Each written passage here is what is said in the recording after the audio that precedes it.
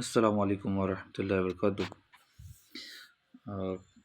Hello दोस्तों, कैसे हो आप सब। हमारा जो लेसन था यहाँ तक हमने पढ़े थे आचार्य चाणक्य। सेकंड जो वही हमारा फर्स्ट लेसन है उसका सेकंड जो आप पढ़ रहे थे वली ब्रेंड।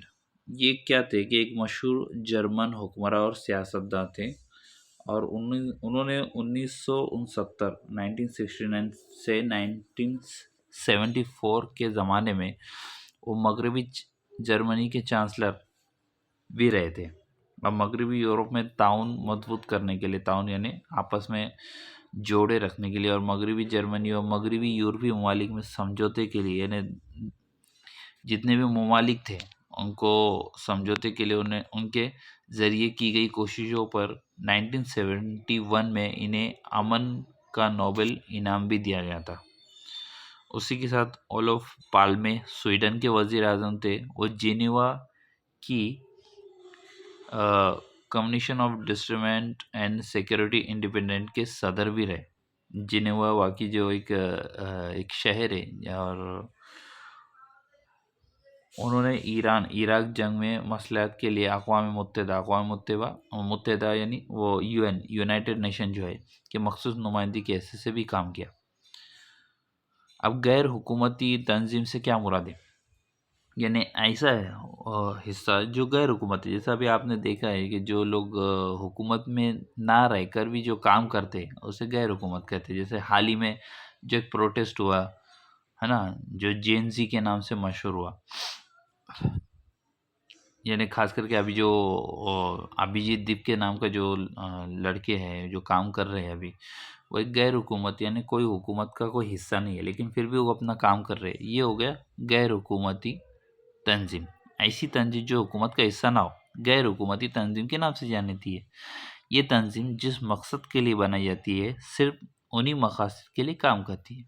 ये तंजीमें माहौलियात यानी हमारे आसपास का जो माहौल है वो साफ रहे, गंदगी ना हो, सेहत यानी हॉस्पिटल्स वगैरह, ख़वातीन और बच्चों की फलाह जैसे मैदानों में काम करती है। इन्हें गैर हुकूमती हुकूमती तंजीम या रज़ाकार तंजीम की हैसियत से भी पहचाना जाता है। मशमूली तहफ़्फ़ुज़ 1990 में होने वाली आलमकारी के नए दौर ने कई तब्दीलियाँ लाई। माशियात टेक्नोलॉजी के मैदान में ममालक एक दूसरे पर इन्हिसार यानी डिपेंड थे। टीवी, मोबाइल फ़ोन, इंटरनेट वगैरह की वजह से मवासिलात का अमल मज़ीद सस्ता, तेज़ रफ्तार हो गया। हुकूमती गैर हुकूमती तंजीमें ज़्यादा मुतहरिक यानी एक्टिव हो गई, और रोज़मर्रा की ज़िंदगी में इनकी अहमियत बढ़ती चली गई। यानी आज देख रहे हैं कि आज जितना भी जो कुछ भी हो रहा है, रेवोल्यूशन आ रहा है, जो कुछ भी हो रहा है, जितनी भी मालूमात हो रही है, हम किसी के ऊपर डिपेंड नहीं है। हम आज देखो ऑनलाइन पढ़ सकते हैं, ऑनलाइन कोई प्रोडक्ट बेच सकते हैं, जैसे अमेज़ॉन, फ्लिपकार्ट, मीशो वगैरह ऐसे बहुत से ऑनलाइन प्लेटफॉर्म हैं, या ऑनलाइन या सोशल मीडिया का इस्तेमाल करके हम अपनी बात दूसरों तक पहुंचा सकते हैं, यानी हम किसी के ऊपर डिपेंड नहीं। और इसीलिए इसके हवाले से मशमूली तहफ़्फ़ुज़ और इंसानी तहफ़्फ़ुज़ जैसे तसव्वुरात अहम करार दिए जाते हैं।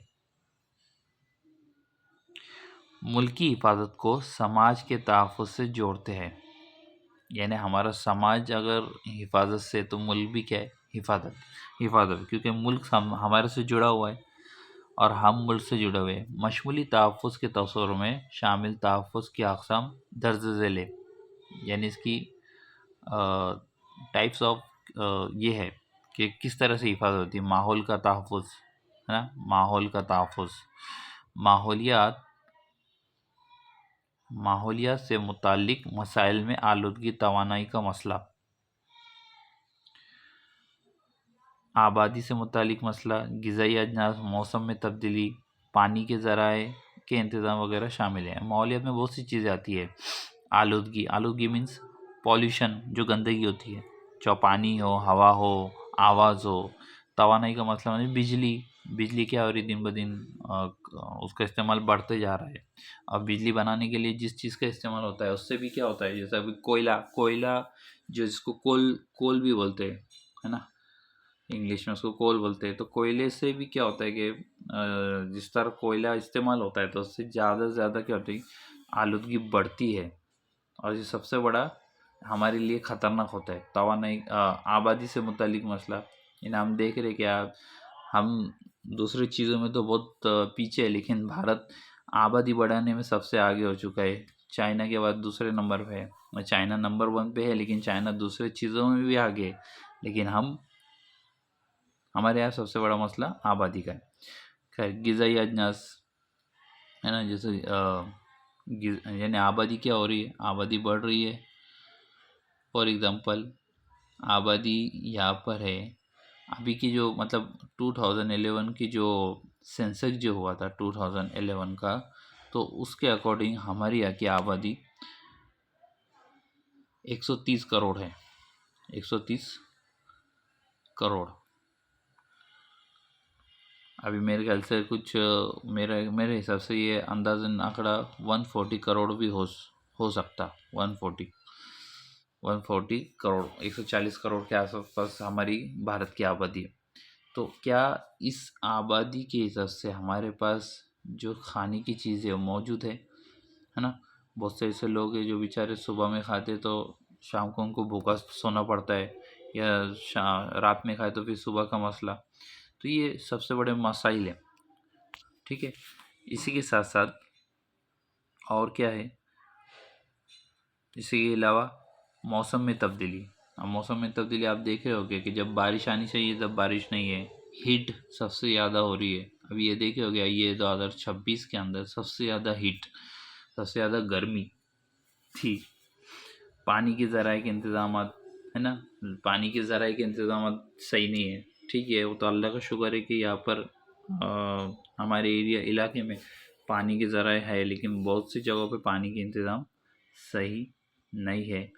उन्हें 8-8 दिन पानी के लिए वेट करना पड़ता है, ठीक है। तो इस तरह के मसले मसाइल। दूसरा है माशी तहफ़्फ़ुज़। अब माशी तहफ़्फ़ुज़ में क्या है कि तहफ़्फ़ुज़ के इस पहलू में मुफलिसी और बेरोज़गारी पर जोर दिया जाता है। यानी गरीब लोग ज़्यादा है, बेरोज़गारी है, ठीक है। समाजी तहफ़्फ़ुज़, पनाह गज़ीनों का मसला, मज़हब, नस्ल या ज़ात पर मबनी समाजी तनाज़ुर वगैरह का शुमार समाजी तहफ़्फ़ुज़ में शामिल। यानी इंसान इंसान से डर रहा है आजकल, है ना। मज़हब, हिंदू, मुसलमान, सिख, ये नस्ल, है ना, ज़ात पात, ये सब चीज़ें क्या है, समाजी तनाज़ात है। माने हिंदू अगर दिखा या मुसलमान के एरिया में हिंदू नहीं रहता है, हिंदू के एरिया में मुसलमान नहीं रह रहा है, या एक दूसरे को ज़ात पात पे भेदभाव हो रहा है कि ये गरीब है या अमीर है वगैरह वगैरह, ये सब सबसे बड़ा मसला है ना। उसके बाद सियासी तहफ़्फ़ुज़, इस नज़रियात में या मज़हब पर मुश्तमिल सियासी तनाज़ुर होने वाले मुमकिन ख़तरात पर गौर व ख़ौज़ किया जाता है। अब सियासी तहफ़्फ़ुज़ होना ज़रूरी है। अब जैसे हमारे जो पॉलिटिकल लीडर जो होते हैं, तो इनका काम क्या है, इन्हें बहुत से लोग तो इन्हें मैं तो यही बोलूँगा कि ये लोग अपना देवता मानते हैं, अपना भगवान, है ना, अपना मतलब इनके बिना इनका कुछ होता ही नहीं है। जबकि पॉलिटिकल लीडर क्या होना चाहिए, अकाउंटेबिलिटी होना चाहिए।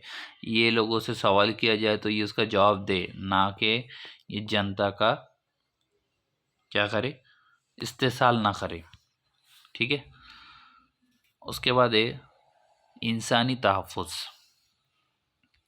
ये एक छोटा सा है, आज हम ये ख़त्म कर देंगे। इंसानी तहफ़्फ़ुज़ में क्या है कि तहफ़्फ़ुज़ के आज जो तस्वुर है, इंसानी तहफ़्फ़ुज़ है, अक़वाम मुत्तहिदा की इंसानी तरक्की की रिपोर्ट में तहफ़्फ़ुज़ से मुतालिक सवालात में नए ख़याल पेश किए गए। 1994 में इंसानी तरक्की रिपोर्ट में हुकूक़ इंसानी के आलमी मंशूर में दर्ज किए गए 2 अबवाब पर ख़ुसूसी ज़ोर दिया गया। क्या है वो 2 अबवाब, वो 2 टॉपिक क्या है? वो खौफ से आज़ादी, यानी डर से आज़ादी, और महरूमी से निजात, यानी हमें किसी का खौफ ना हो। खौफ ना हो मतलब ऐसा नहीं कि हम कोई गलत काम करें तो हमें किसी का खौफ ना हो। खौफ मतलब बिला वजह हम किसी से किसी किसी को मतलब जैसे है ना कि भाई हम कुछ अच्छा काम करने जा रहे हैं, यानी कोई अगर कुछ गलत काम करता है आज के दौर में, आज के दौर में क्या आज कोई गलत काम करता है और उसके खिलाफ में अगर कोई बोलने को तैयार नहीं है, क्यों? क्योंकि वो एक पावर में है ना। हमें हमारे हक के लिए एक खौफ से आज़ादी होनी चाहिए। उसके बाद हम महरूमी से निजात, कोई भी चीज़ से महरूमी, उससे छुटकारा हो। जैसे फॉर एग्जांपल हमारा हक हमको मिल रहा नहीं है ना, हम उससे ना महरूम हैं, वो जबकि हमारा हक है। जैसे हम फॉर एग्जांपल कोई गरीब है ना, उसका हक है कि उसको राशन मिलना चाहिए, लेकिन उसका राशन कहीं और ही जा रहा है, XYZ, नाम लेना बेहतर नहीं रहेगा, लेकिन अगर बोल भी लिया तो गलत नहीं है। लेकिन अगर XYZ उसका हक खा रहा है, वो उसको मिलना चाहिए, बीच में ही कोई खा रहा है, ठीक है। ये तो ये उसका मतलब ये होना चाहिए। अक़वाम मुत्तहिदा ने ये दो दो टॉपिक रखे कि खौफ से आज़ादी और महरूमी से निजात, कि इंसान को उसकी महरूमी से क्या हो, निजात हो, ठीक है। इस रिपोर्ट में पहली मर्तबा इंसानी हकूक़ का तस्वुर पेश किया गया, जिसकी रूह से ये ख्याल पेश किया गया कि ज़मीनी इलाक़ों से ज़्यादा इंसानी तहफ़्फ़ुज़ अहम है और असलाह से ज़्यादा तरक्की ज़रूरी। यानी है ना, ज़मीनी इंसान, ज़मीनी यानी ये हमारी ज़मीन है, ये हमारी ज़मीन है, ये हमारी ज़मीन है, ये मेरे बाजू वाली की ज़मीन है, फिर ये उसकी ज़मीन है। यानी सब क्या सोचते हैं कि मेरी ज़मीन क्या है, महफूज हो। लेकिन इससे कई ज़्यादा क्या ज़रूरी है कि एक इंसान की क्या है, हिफाजत ज़रूरी है। और असला, असला मीन्स हथियार, है ना। असला से ज़्यादा तरक्की ज़रूरी है। यानी आज कोई भी कंट्री देखो, कंट्री अपने पास असला जमा कर रही है, हथियार जमा कर रही है, उस पे क्या है, देश का ज़्यादा हमारा जो टैक्स है वही पर ज़्यादा खर्च हो रहा है। जबकि होना ये चाहिए कि देश की जो तरक्की है, मुल्क की जो तरक्की है, इस पर ज़्यादा ध्यान देना चाहिए, ठीक है। लेकिन असला भी मतलब एक ही तरफ से ज़रूरी है, क्योंकि वो हमारे मुल्क की सिक्योरिटी के लिए वो चीज़ ज़रूरी है, ठीक है। अब नेक्स्ट आगे बढ़ते। अब इस रिपोर्ट के हिसाब से जो है, माशी तहफ़्फ़ुज़, अवाम को कम से कम रोज़गार की गारंटी हासिल हो, ग़िज़ाई तहफ़्फ़ुज़, लोगों को मुनासिब और वाजिब दामों में लाजमी ग़िज़ा मैसर हो।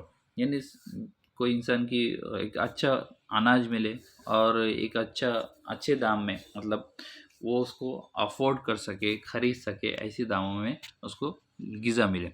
सेहत का तहफ़्फ़ुज़, अक्सर देही इलाकों और गरीब अवाम में सेहत से मुतल्लिक़ ख़तरा ज़्यादा लाहक होते हैं।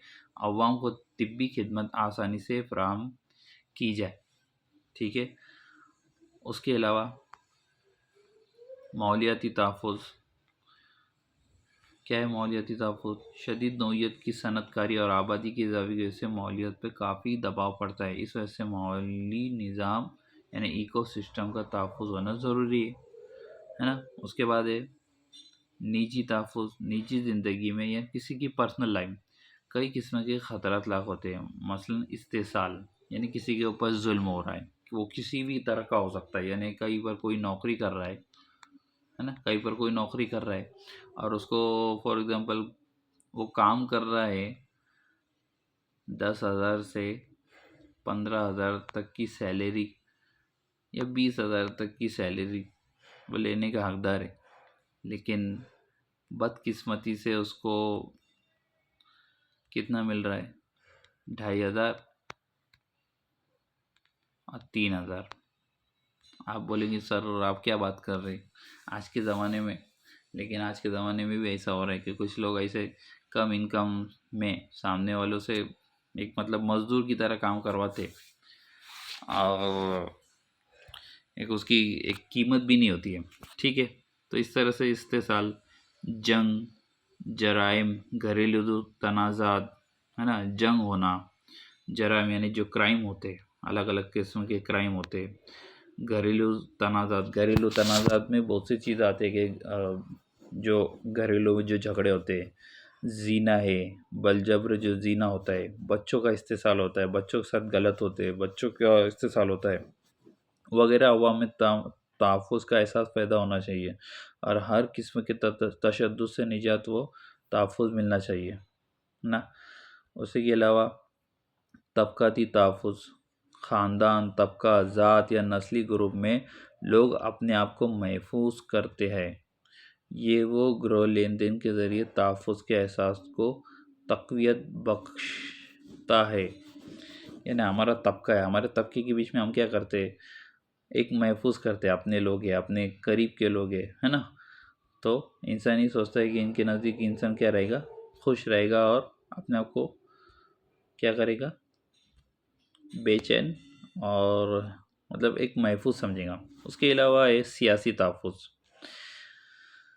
सियासी तहफ़्फ़ुज़ बुनियादी इंसानी हुकूक का एहतराम करने वाले समाज में इंसानी ज़िंदगी गुजार सकता है। इंसानी तहफ़्फ़ुज़ में फ़र्द पर ज़ोर दिया गया है। इंसानी तहफ़्फ़ुज़ इंसानी नवाज़, अक़दार, शख़सी वक़ार, समाजी इंसाफ़ और आज़ादी मसावत जैसे ख़यालात को तरजीह देता है। यानी आज़ाद, हम हमारे आज़ादी से सबके साथ बराबर सलूक हो, कोई भेदभाव ना हो, यानी एक को ऊंचा समझा जा रहा है और एक को नीचा समझा जा रहा है ना? यानी फॉर एग्जांपल कोई ऐसा नौकरी कर रहा है एक जगह पे, है ना, मेहनत तो ये वाला भी सही कर रहा है और ये वाला भी सही कर रहा है, ये भी उतनी कर रहा है, ये भी उतनी कर रहा है, लेकिन समझो जो बॉस है, तो वो बॉस क्या कर रहा है, उसके पसंद का ये इंसान है, अब उसको ज़्यादा तरजीह दे रहा और इसको क्या कर रहा है, इग्नोर कर रहा, और उसकी हर बात को वो क्या कर रहा है, बस ये गलत है, इसकी ये कंप्लेंट है, उसकी ये कंप्लेंट है ना, उसको बस टॉर्चर किया जा रहा है। और उसकी जो मतलब, जबकि ये जो इंसान है इससे ज़्यादा काम कर रहा, लेकिन नाम इसका हो रहा है ना? तो ये इसको मसावत नहीं बोलेंगे, ये भेदभाव हो गया। तो ऐसे बहुत से जैसे ख्यालात है, इनको हमें क्या करना चाहिए, दूर करना चाहिए। ठीक है, इसे कहते हैं सियासी तहफ़्फ़ुज़। तो ठीक है, यहाँ पर उसके बाद नेक्स्ट, हाँ, अब ये आखिरी पॉइंट है, आखिरी पॉइंट पे हम चलते चलते निगाह डालेंगे। 1994 में महबूल हक अक़वाम मुत्तहिदा के तरक्याती प्रोग्राम में इंसानी तरक्की की रिपोर्ट में इंसानी तहफ़्फ़ुज़ के तसव्वुर की तरफ सारी दुनिया की तवज्जो थी। उन्होंने अमर्त्य सेन के ताउन से इंसानी तरक्की का आशारिया तैयार किया। आज तमाम ममालिक इंसानी तरक्की नापने के लिए मौसर वसीले के तौर पर इस आशारिये का इस्तेमाल करते हैं। आशारिया मतलब एक पैमाना, एक रिपोर्ट। 1990 में से अक़वाम मुत्तहिदा के तरक्की के प्रोग्रामों में इंसानी तरक्की से मुतालिक सालाना रुदात तैयार की जाती है, यानी एक एनुअल एक रिपोर्ट तैयार की जाती है। करने के लिए इंसानी तरक्की का इशारिया इस्तेमाल होता है और इसी से देखा जाता है कि कौन से मुल्क की कितनी तरक्की हुई है या इंसानी तरक्की कितनी हुई है, लोग कितने खुश हैं। एक रिपोर्ट निकाली जाती है, कुछ एक मुझे याद नहीं आ रहा है, वो हैप्पी इंडेक्स करके नाम पे कोई एक रिपोर्ट निकल जाती है कि कौन से मुल्क के लोग कितने हुए खुशहाल है। ठीक है, तो वो इसी हिसाब से निकाली जाती है। तो यहाँ पर हमारा ये लेसन ख़त्म हुआ है। अब नेक्स्ट हमारा लेसन जो होगा, लेसन नंबर 2, दाखिली सलामती, वो इंशाल्लाह हम फिर कभी उसको पढ़ेंगे। तो आई होप कि आपको ये मेरा लेसन समझ में आया होगा। समझ में आया होगा तो ये दूसरों तक शेयर करो, लाइक करो और दूसरों तक भी बताओ ताकि उनको आसानी से समझ में आए। मिलते हैं फिर इंशाल्लाह। अपना ख्याल रखिए। अल्लाह हाफिज़।